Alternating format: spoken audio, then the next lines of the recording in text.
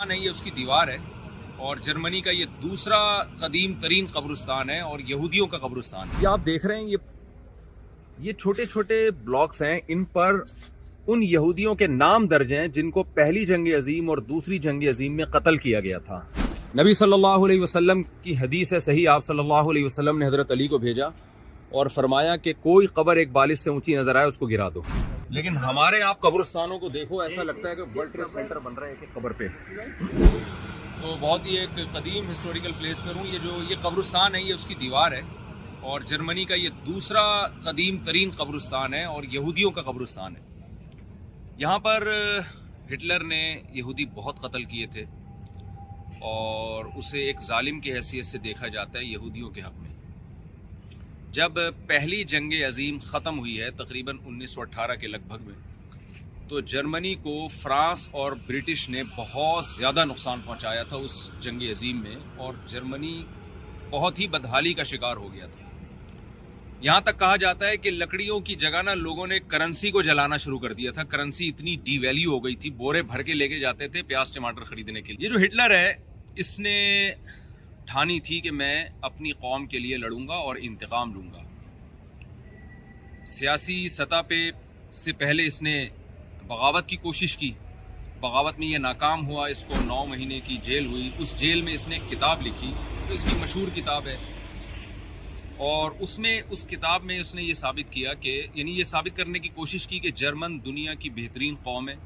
और चूंकि यहाँ डार्विन के नज़रिए से ये लोग बहुत ज़्यादा मुतासिर हैं, तो उसने ये साबित करने की कोशिश की कि जर्मन जो है ना, जो इंसान जो इर्तिकाई मराहिल तय करते करते जानवर से इंसान बना है, तो जर्मन है वो सबसे सुपीरियर है। लिहाजा उसका ये कॉन्सेप्ट था कि दुनिया पे हुकूमत करने का हक जर्मन को है। खैर बगावत नाकाम हुई, उसकी वो किताब भी बहुत ज़्यादा नहीं फैली। बाद में खैर वो किताब तो बहुत ज़्यादा छपी। कहा जाता है कि शायद अभी 2011 या 16 में भी दोबारा उस किताब को छापा गया और लोगों ने पढ़ा उसको। लेकिन उसने जर्मन कौम को कौमी सतह पे सुपीरियर बनाने की कोशिश और अज़म किया उसने। फिर इलेक्शन में आया, वो इलेक्शन में हारता रहा, कामयाबी उसका मुकद्दर थी। बिल आखिर वो एक ज़बरदस्त हाकिम बन गया अपनी कोशिशों से। प्रोपेगेंडा भी उसने किया कौम को उठाने के लिए, अपने मुखालिफ लोगों पे बहुत जुल्म किया। जो उसकी मुखालफत में उठता था, एक डिक्टेटर बन के उसने सबको कत्ल करना शुरू कर दिया। अपनी किताब में भी उसने यहूदियों के ख़िलाफ़ नफ़रत का माहौल पैदा किया और उसकी तहरीक का एक हिस्सा थी कि दुनिया से ज्यूज़ को ख़त्म करना है। और उसके बाद उसने ज्यूज़ पे बहुत ज़्यादा जुल्म करना शुरू किया। यहाँ एक जगह है, अगर हमें मौका मिला हम वहाँ जाएंगे। एक बहुत बड़ा देगचा है, देगड़ा जिसको यहाँ हमारे पंजाबी लोग जो है ना देगड़ा कहते हैं, जो बहुत बड़ा देग था जिसमें जिंदा यहूदियों को लाके खोलते हुए की कढ़ाई में डाला जाता था। वो अभी भी मौजूद है, वो हिस्टोरिकल प्लेसेस में आती है वो चीज़ें। ये सब यहाँ इन लोगों ने महफूज कर दी। हिटलर उठा और उसने फ्रांस पे कब्जा किया, यूरोप के बहुत सारे कंट्रीज़ पे कब्जा किया, लाखों लोगों को लुक़्मा अजल बनाया उसने। जब वो बरतानिया के करीब पहुंचा है लड़ाई के लिए, तो ब्रिटिश के से उसको फतह नहीं मिल सकी और उसने फिर इरादा किया रशिया पे चढ़ाई करने का। उसके लोग ये कहा करते थे कि हम 1000 साल दुनिया पे हुकूमत करेंगे। उसके लोगों में इताअत बहुत थी अपने लीडर की।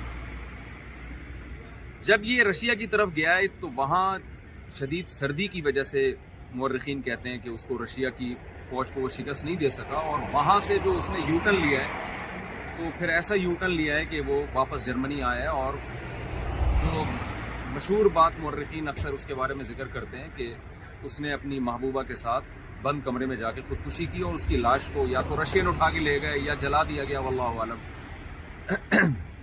ये बहुत ही मुख्तसर सी मैंने आपके सामने खाका बयान किया है। आप ज़ाहिर है इस पर तो बहुत किताबें लिखी गई हैं, पूरी फिल्में बनाई गई हैं, लोगों को शायद मुझसे ज़्यादा इस बारे में मालूमात हो। ये मैंने थोड़ा सा खाका हिटलर का आपके सामने पेश किया है। और उसके बाद फिर दोबारा जर्मनी के हालात बहुत ख़राब हुए।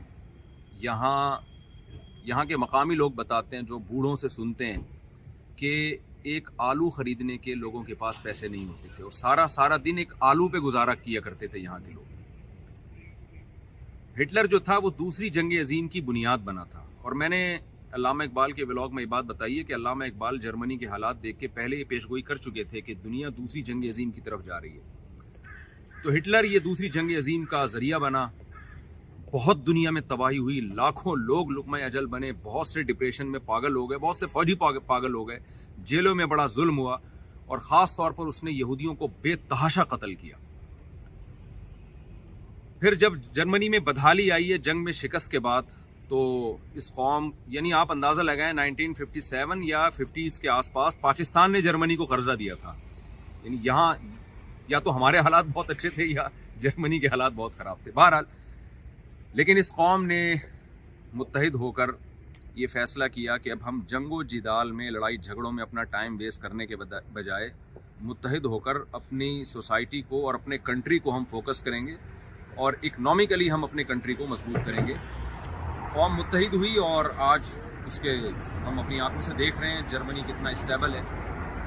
लेकिन ज्यूज़ के साथ चूँकि यहाँ बहुत ज़्यादा इन्हीं के बकौल ज़्यादती की गई है, तो अब ज्यूज़ को ये लोग अलग से कुछ प्रोटोकॉल देते हैं, टैक्स वगैरह में उनके लिए मुआफ़ी है। यहाँ आपको यहूदियों की एक अजीब तारीख नज़र आएगी। आप ये कब्रिस्तान देख के हैरान हो जाएंगे। इसमें ये जो तख्तियाँ मैं दिखाता हूँ लोगों को, ये आप देख रहे हैं, ये छोटे छोटे ब्लॉक्स हैं। इन पर उन यहूदियों के नाम दर्ज हैं जिनको पहली जंग अजीम और दूसरी जंग अजीम में कत्ल किया गया था। ये कब्रिस्तान है पीछे, इस दीवार के पीछे। अगर हमें परमिशन मिल गई तो हमारे पास टाइम बहुत थोड़ा है, हमने बहुत सारी जगहों पे जाना है, तो मेरा इरादा दोबारा यूरोप का चक्कर लगा के ना बहुत ही तसल्ली से इंशाल्लाह हम यहाँ के हिस्टोरिकल प्लेसेस पे जाएंगे। और यहाँ बहुत सारी जगह हैं जहाँ हिटलर खड़े होकर खिताब किया करता था। इन लोगों ने अपने अजायब घर, अपने म्यूजियम को महफूज किया, उन इमारतों को महफूज किया है जिसका भी हिस्ट्री से कोई गहरा ताल्लुक है। तो ज्यूज़ की एक ख़ास यहाँ पर एक हिस्ट्री है। यहाँ बहुत ज़्यादा यहूदी थे। आप ये देखें, ये इन लोगों ने क्या किया, जिसको भी कत्ल किया गया है ना, और पहली जंग अजीम में या हिटलर ने जिनको मारा है, जिनकी कब्रें यहाँ पर, उन सबके नामों की तख्तियाँ ये छोटी छोटी, ये वहाँ तक आप देखें, ये देखें, उनकी डेट ऑफ बर्थ और डेट ऑफ डेथ जो है ना वो यहाँ दर्ज हुई है सबके नाम के साथ। ये बहुत लंबा कब्रिस्तान है और पूरी दीवारों पर उनके नाम दर्ज हैं। मैं एक आपको बताता हूँ। ये 1924 में, और ये जनाब आप देख सकते हैं 1872। अच्छा यार, ये तो जबरदस्त हो गया। ये बड़ी लंबी दीवार है कब्रिस्तान की और सबके नाम इस पे दर्ज हैं। किलोमीटर है कोई। आपके लिए स्पेशली शेड हटवाया। अरे वाह वाह वाह वाह, कि आपको उनसे रिक्वेस्ट की शेड हटा दो।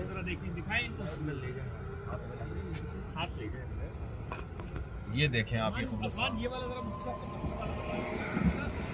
अच्छा, इस कब्रिस्तान पे भी फजाई बमबारी करके इस कब्रिस्तान को भी तबाह करने की कोशिश की गई थी। ये सब लोग यहाँ मरे हैं, ये सब दफा में। ये पत्थर, ये सारी कब्रें हैं असल में जिनके मिस्मार हो गई हैं। क्या है, हमारे यहाँ जैसे फूल पत्तियाँ नहीं डालते, आके विजिट करते। हमारे यहाँ अहले बिदत को इबरत हासिल करनी चाहिए कि इनकी कब्रें एक बालिश से ऊंची नहीं है, कोई बड़े बड़े मज़ार नहीं बने हुए। ईसाइयों के कब्रिस्तान भी मैंने देखे हैं, मिट्टी की सादा कब्रें होती हैं जो मैंने देखे हैं। वल्लाहु आलम, मैं पूरी दुनिया में नहीं गया हूँ, यहूदियों के भी। लेकिन हमारे आप कब्रिस्तानों को देखो, ऐसा लगता है कि वर्ल्ड ट्रेड सेंटर बन रहा है एक कब्र पे। नबी सल्लल्लाहु अलैहि वसल्लम की हदीस है सही, आप सल्लल्लाहु अलैहि वसल्लम ने हज़रत अली को भेजा और फरमाया कि कोई कब्र एक बालिश से ऊंची नजर आए उसको गिरा दो।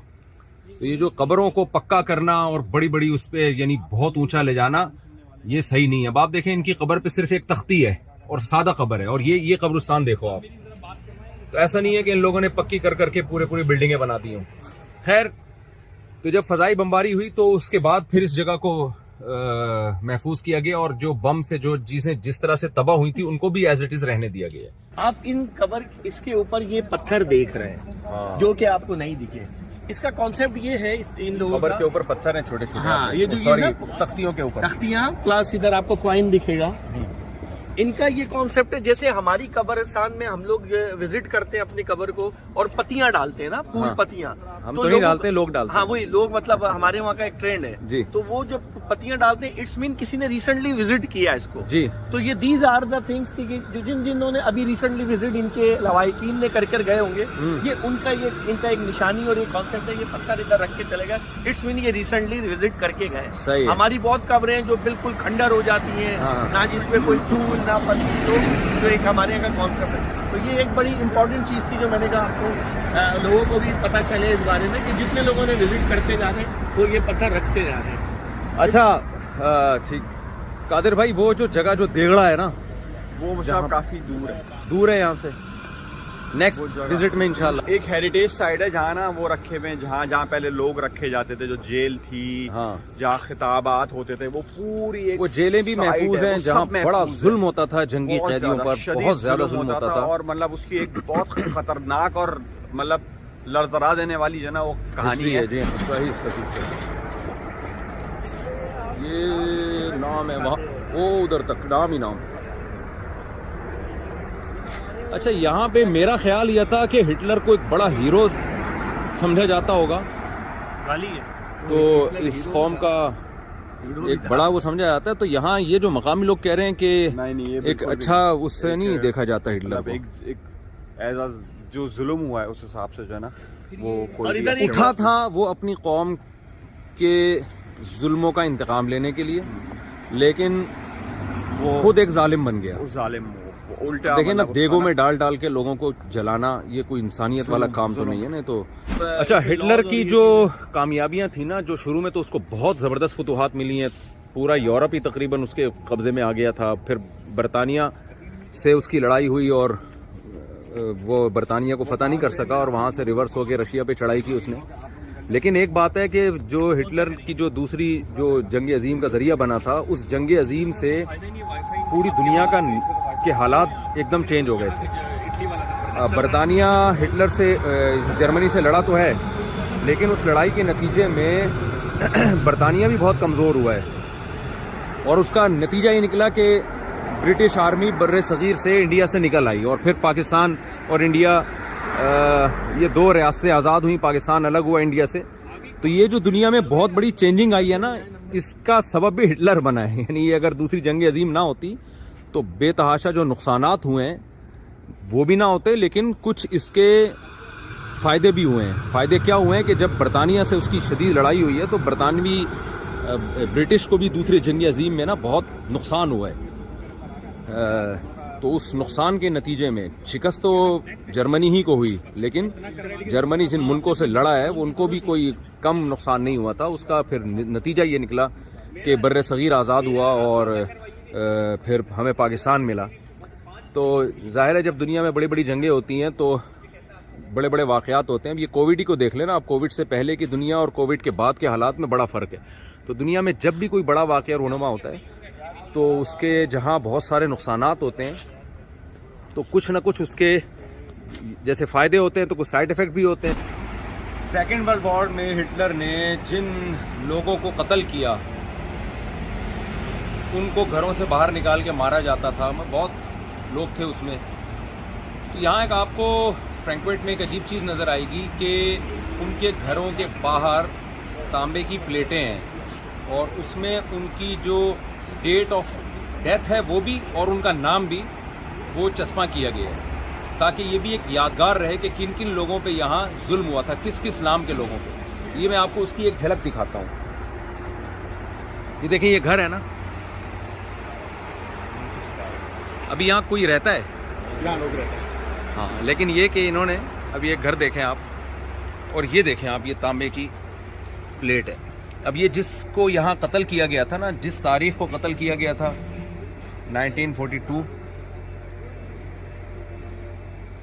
16 दिसंबर 1942, और ये नाम लिखा हुआ है रिचर्ड वगैरह वगैरह। यानी ये भी इन लोगों ने महफूज किया। ये दोनों फैमिली मेंबर थे ना, रिचर्ड ब्रिटेनफील्ड, ओल्गा ब्रिटेनफील्ड, ये दोनों जी हाँ, शायद बाप बेटे थे या। तो ये ऐसे बहुत सारे घर हैं यहाँ पे, बहुत सारे घर हैं जिनके, यानी जिन लोगों पे जुल्म हुआ है ना, उनकी भी यादगारें इन्होंने महफूज रखी हुई हैं, मतलब इंसानियत, एक इंसानियत के नाते। ये आप जर्मनी में देख रहे हैं, ये डंडा जो है ना, ये बंदा है हथौड़ा उठा रहा है और ऐसे हथौड़ा नीचे मारेगा। ये सिंबल ऑफ हार्ड वर्क है, हार्ड वर्किंग, कि हम मेहनती लोग हैं। ये देखें, ये हथौड़ा मारेगा अभी।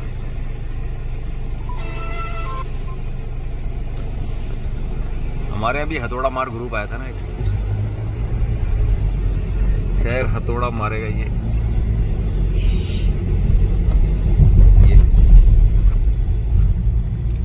इन्होंने एक निशानी लगाई हुई है, एक हार्ड वर्किंग की एक अलामत है के तौर पर।